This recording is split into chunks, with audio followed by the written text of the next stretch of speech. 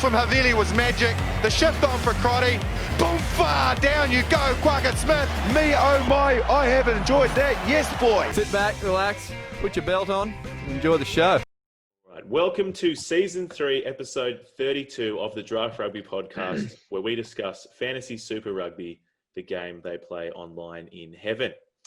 You can check out the platform at draftrugby.com and get after us on the socials at Draft Rugby. I am your host, Cargie, and I am joined by both Harry and Nelson again on Zoom. Fellas, welcome. Before I ask how your weekends were, I know you had an extra week off without your fantasy teams playing, as you went in the finals, but I didn't have my team playing this week either, and it was weird. You know, it was really nice, a bit of a relief to watch some rugby without just worrying about my players. But how did you guys enjoy the game, and how are your weekends? The game was awesome.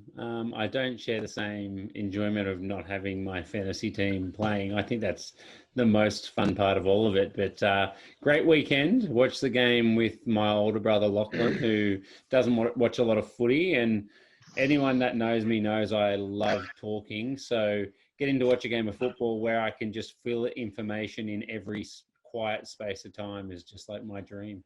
And true, he can't disagree with you as well. He doesn't know anything, so you just seem like you know what you're talking about. Yeah, I definitely don't know that he wanted to hear everything I had to say, but I showed him so much info. I think that was a given. But yeah. No, Nelson, I was going to say, what about you, mate? You how did the mighty Dolphins go? You played some footy on the weekend. Some was it some finals footy almost? Semi-finals? Semi-finals, yeah. Harry was there with my oldest brother to come watch, so the Reds game was the second best game they saw on the weekend. But look, I think we were quite lucky. I think I wouldn't say lucky. We ground out the win, but I don't think we were, the better of the two teams for a good chunk of that game. I watched the replay, and I think there was just far too many errors. And I'm just going to point to our backs, to be honest. Was that much like your fantasy team throughout the year? No, mate. I think it was all the backs' fault. I think the only thing I had going for my fantasy team was my backs. So. Okay. All right. Yeah. I got to say, my favourite thing about the park footy on the weekend was doing the physio for Nelson's team. There was 3 head knocks through the game, and you don't get to take them off for a 10-minute assessment there. I was the only person with a really health trained background in the field for both sides. So, you go over and you ask your quick concussion questions, like what half is it, who's winning, that kind of stuff. And I go up to one of Nelson's props and goes, all right, mate, can you tell me what the score is? He just looks at me and laughs. He goes, the score? Like he never has any idea what the score has ever been in any game. I was like, now what do I do? Mate, I think you're talking about Mika, mate. He can't count in 5s and 7s. That is far too complicated for him. Very good. It sounds like you did an adequate job, Harry. Just let's hope you don't get sued. I broke a guy's nose, and Harry let him back on the field. So that was pretty poor by Harry, I think. Well, it was smart by Harry because he wanted to let the guy have his revenge on you. You know what I mean? It was Harry. He didn't get it. Very good. All right. And Harry, what about you, mate? We saw some little glimpses on social media that looked like you were flying off to buy a private island or whatnot on your seaplane, mate. How was that? Yeah, second anniversary with Erica, still stuck with me. So we got a seaplane out to one of the really nice restaurants in Sydney. It was pretty awesome, actually. So that was the third best thing you did on the weekend, wasn't it? Yeah. Tell Erica. I have a note here that that's it. I have a note here that Harry was going to say something about an anniversary, and that he no, in fact, he's actually buying a private island, just so everyone's aware. But no, very good. All right, well, let's get stuck into the pod tonight. On our menu for entree, we will be reviewing the Super Rugby AU Semi-final between the Rebels and the Reds. For main course, a look at the upcoming Super Rugby AU final between the Brumbies and the Reds in Canberra. Very professional, my phone notifications going off. And for dessert, we're going to have a look at the Wallaby squad that was announced on Saturday or Sunday, I'm not sure. I think Sunday. We talked a little bit about it last week, but now the squad's here, and certainly some interesting selections. So stay tuned for that. But yes, let's get into it. The entree, the Reds and the Rebels, the qualifying final. Who would like to kick us off with this one? Look, I'll start off with the stuff I know about this one. I was preoccupied for most of the weekend. So the qualifying final, we already had the Brumbies advance through to the grand final this weekend.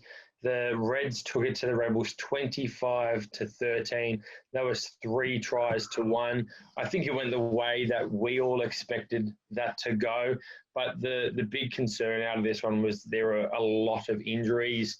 We're not sure on the severity of a lot of those so far. Jordan Batea, he had a concussion. Chris Waiwai-Sortia had a groin injury. Dane Halapeti had a groin. Matt Tamua had a groin.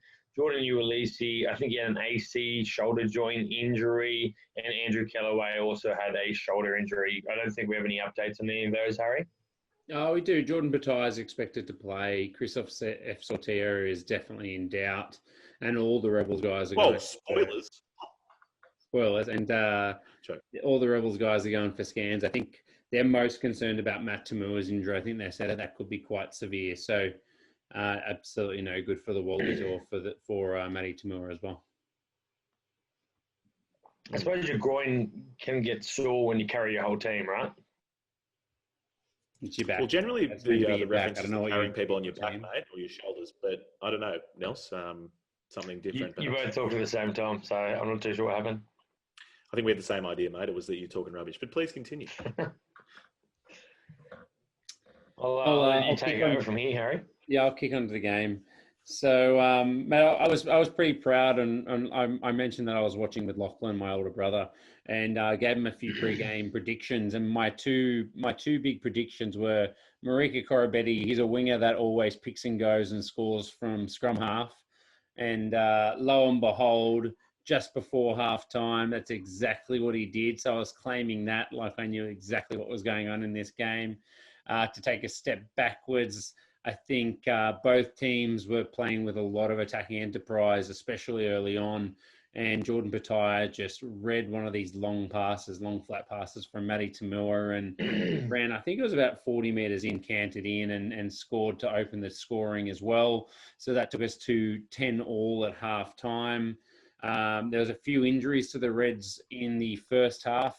We mentioned those as well. So Hunter Paisami came on and just shredded up like he'd never had a knee injury. He didn't look like he missed a beat at all.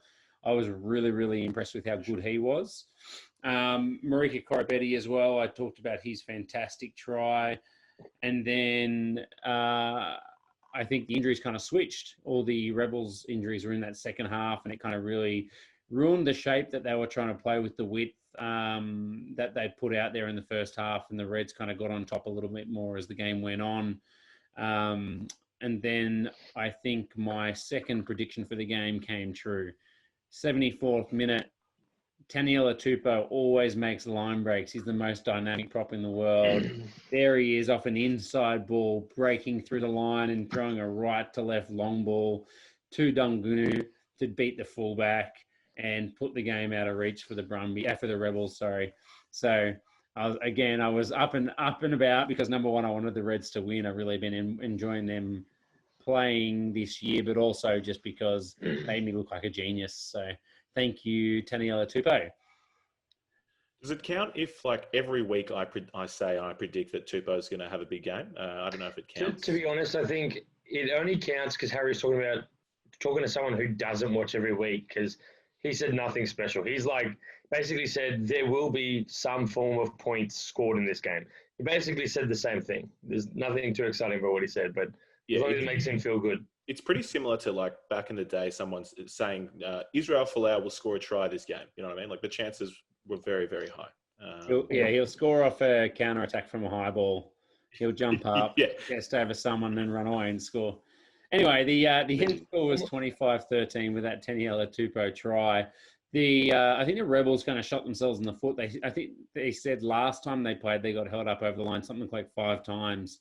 And in this one, they blew a few chances to make it a bit of a tighter contest as well. There was the forward pass from Bill Meek where It was clearly forward, but I don't think there was too much pressure on him. He just kind of pushed the pass a little bit too hard. There was Isi Nasarani charging down a kick, and it's a bit tough to say it was a blown try, but the ball was over the line. All he had to do was dive in it and show a bit of urgency, but he tried to be patient, and he just got unlucky with the bounce. And then you had Andrew Callaway as well. Matty Tamua put a chip kick through, and he stepped out as he put it down, and it was a very good crossfield kick.